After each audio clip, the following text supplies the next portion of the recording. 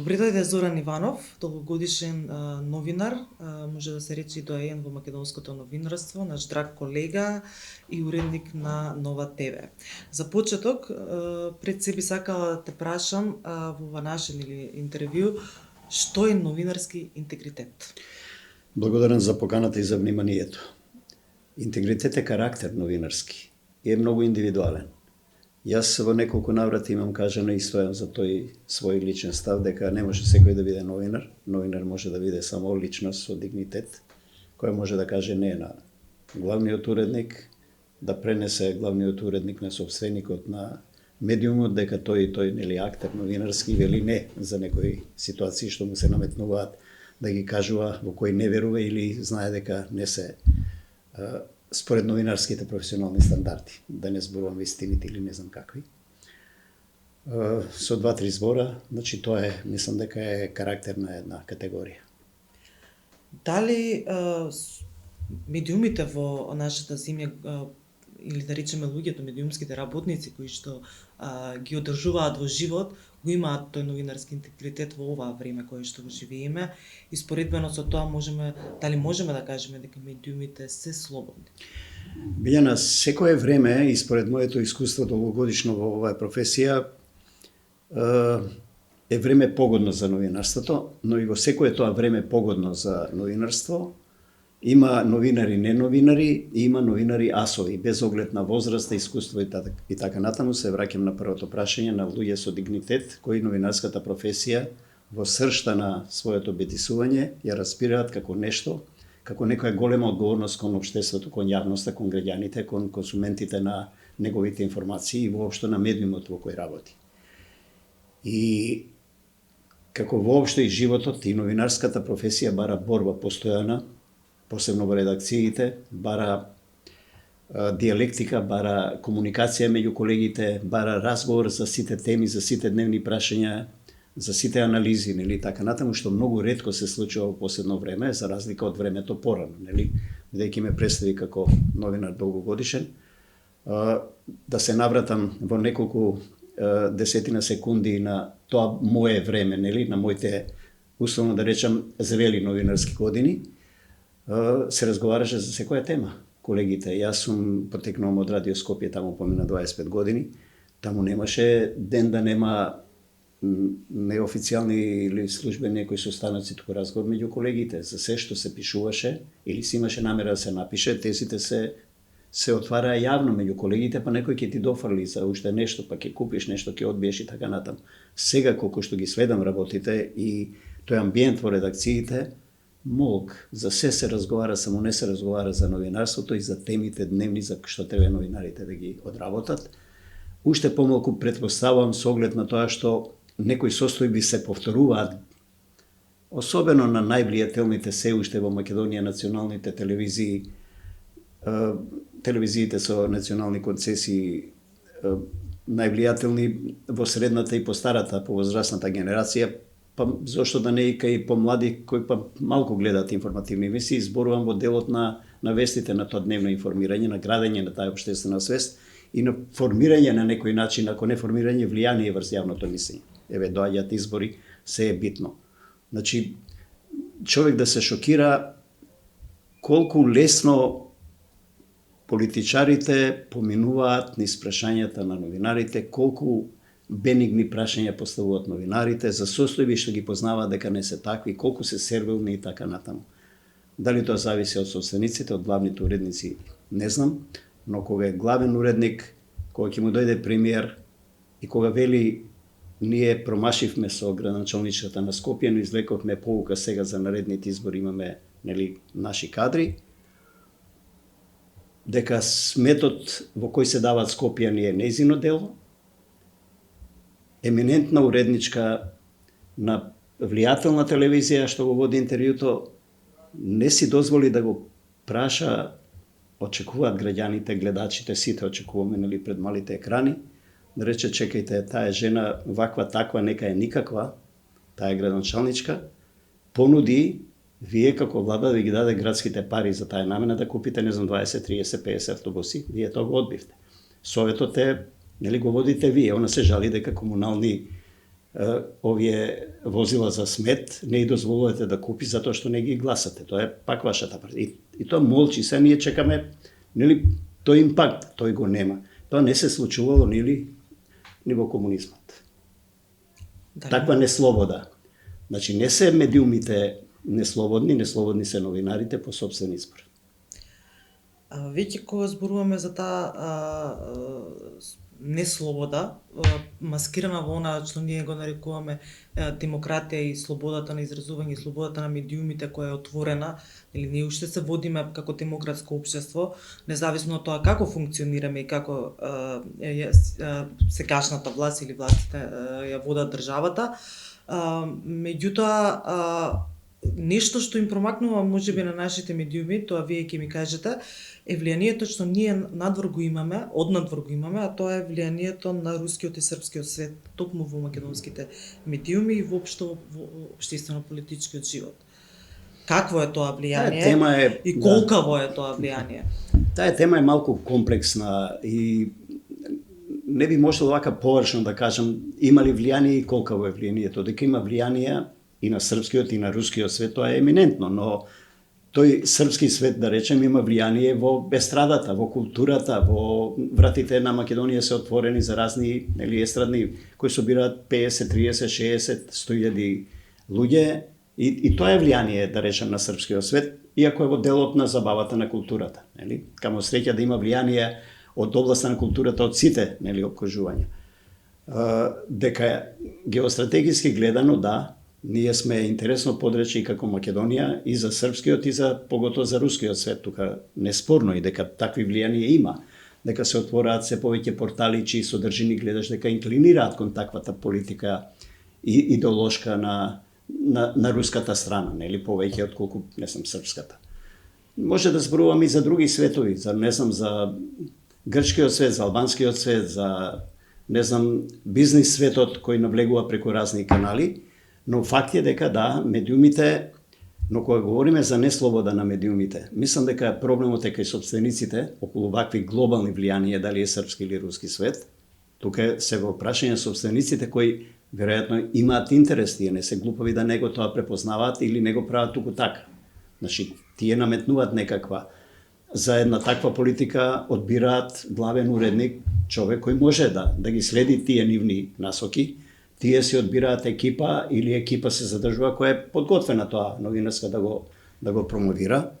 Но на почетокот на овој наш разговор реков дека новинарската професија е карактерна професија, дека луѓе со дигнитет едноставно нема да прифатат да работат во таква средина, ќе си барат друго чаре во друга средина за да го спасат или нели честа и образот на новинарството.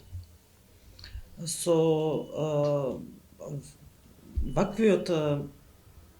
ваквиот начин на функционирање на медиумите во нашата земја, на кои што слободата им зависи од сопственикот или од главниот уредник, кои што прибегнуваат повеќе кон бизнис ориентед водење на медиумите, а не како креатори на јавното мислење и јавната свест, и како некои кои што прифаќаат во овие глобални тешки времиња да потпаднат, односно да прифатат одредено влијание и да го внесат во нашиот македонски простор. Имајќи и сите овие фактори пред нас, каква иднина вие предвидувате за македонските медиуми? Искрено да ви кажам, не гледам некоја посветла иднина за Македонија, за државата, во тоа котле наше вакво македонско, за медиумите не станува збор. Значи, ранлива е државата, неинтегрирана, блокирана во интеграциите, ова спомнавте руски, српски свет и така натаму, геополитички никако да се определи да сгазне на она за што се определила уште 91 година, се напуштат некои патишта, некои политички процеси не одат во таа насока. Меѓуетнички конфликти се надзираат токму поради тие причини, нели, некој сака на исток, некој сака на запад. Иако држава се определи уште 91, нели, каде ќе припаѓа на Европа, НАТО, западниот свет и така натаму. Ама тој сега е слаб, другиве се моćни.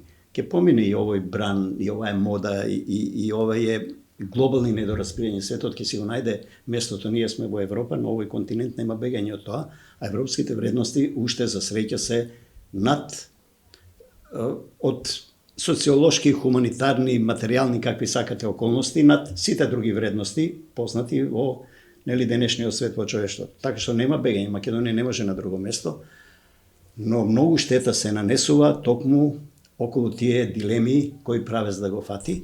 Мислам дека изборите се една убава демократска алатка да граѓаните се определат каде, но тука кога зборуваме за медиуми, за новинарство, новинарството тотално ја промаши својата улога.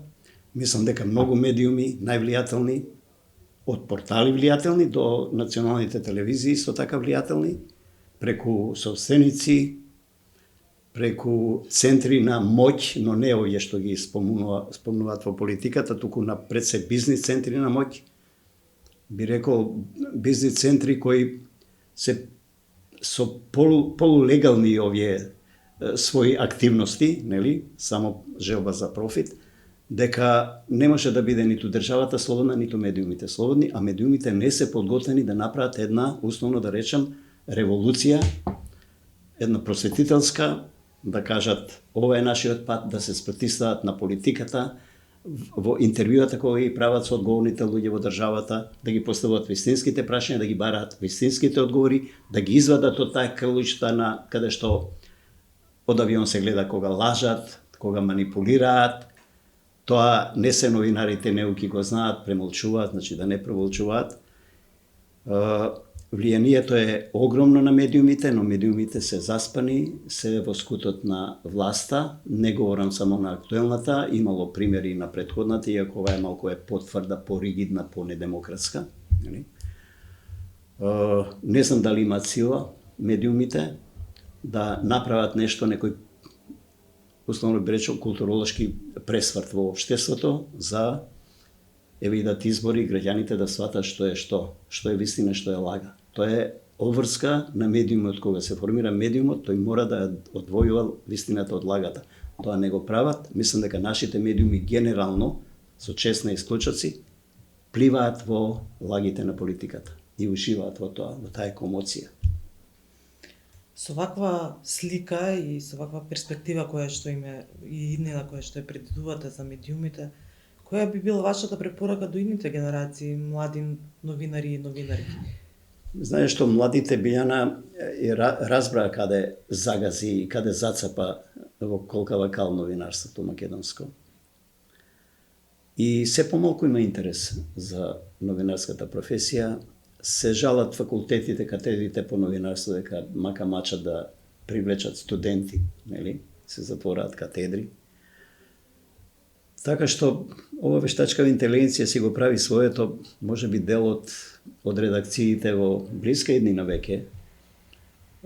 Ке поевтинат кај газдите наместо персонал со некои разни софтвери, нели, со помош на вештачка интелигенција да пренесуваат вести, да прават анализи и така натаму. Но по друга страна, може би тоа ќе придонесе за поголема решителност, бидејќи во тој тип на науката и на тие достигања нема странични, тие се имуни на странични влијанија за сега, нормално како ќе ги наштелуваш, така ќе ти презентираат. Но не гледам искрено, не сум многу песимист, но не сум ни оптимист дека ова што го говориме цело време за време на овој наш разговор, дека медиумите ја имаат можноста, дека ќе знаат да искористат, да помогнат на ова општество и на оваа држава, да биде држава еднаква за сите, да биде општество еднакво за сите, да биде Македонија просперитетна, интегрирана, да ги прима тие вредности, да има контрола од надвор на своите процеси, нели, од оние вредности европски.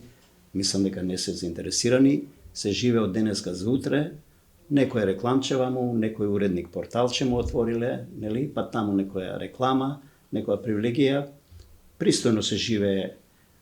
Политичарите, баш кај што си ги качија платите, нели 78%, политичарите, бизнисмените во Македонија останаа без работници, но тие не попуштаат со платите, нели? Дали некој слушнал во Македонија, некој од Стопанска комора, од бизнисмените, да излезе на телевизија да рече, ама бе политика, дајте да идеме во Европа, отчепете тоа процесите, никој сите молчат. Молчат медиумите, молчат бизнис центрите, тие се центрите на моќ. Политиката плива во своите привилегии дневни, да има секретарка возило, не знам, некое тендерче, нешто за децата, за внуците да остане, нешто у странска банка, веројатно, не знам. Ако ја вратиме политичката историја на Македонија, сите влади, сите кои повеќе, кои помалку, да не спомнувам сега, но се збогатија, сите станаа големи бизнисмени. Кој после бега у багажник, кој отвара фирми, не знам, гради по Македонија, се врзува со бизнис. Сега последниот случај, излегува човек од затвор, бивши министар, одма е шеф на некоја корпорација градеж. То треба да имаш капитал за така. Зошто бил у затвор? Значи, ми се исплати 5 години. Веројатно така резонира. Да одлежам, да се малтретирам јавно, да се бланирам, ама после јас ќе си бидам господин човек, ако е тоа господин човек. Така што, за жал, не гледам перспектива, но очекувам од медиумите сепак да смогнат сили и да излезат пред македонската јавност со да ја манифестираат новинарската моќ и влијание во општеството и врз политиката. И да ги освестат граѓаните, еве утре има избори, каде ги води оваа или било која друга власт, дали во правилна насока или ќе си дозволат своите деца и своите внуци и натаму да се иселуваат. Остана Македонија без интелект.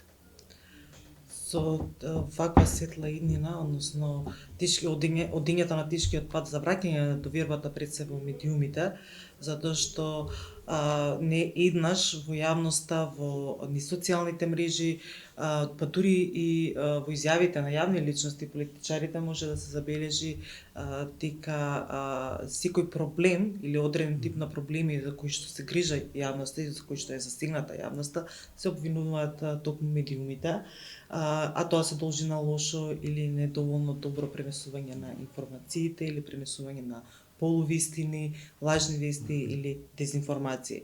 Јас се надевам дека твојот полуоптимизам ќе се оствари, значи дека ќе се исплати, дека ќе имаме нови генерации на новинари и новинарки кои што нема да се плашат да се борат токму за слободата на медиумите, слободата на говор и на изразување. Го посакувам, Билјана, овој твој оптимизам. Ти благодарам многу. Јас благодарам.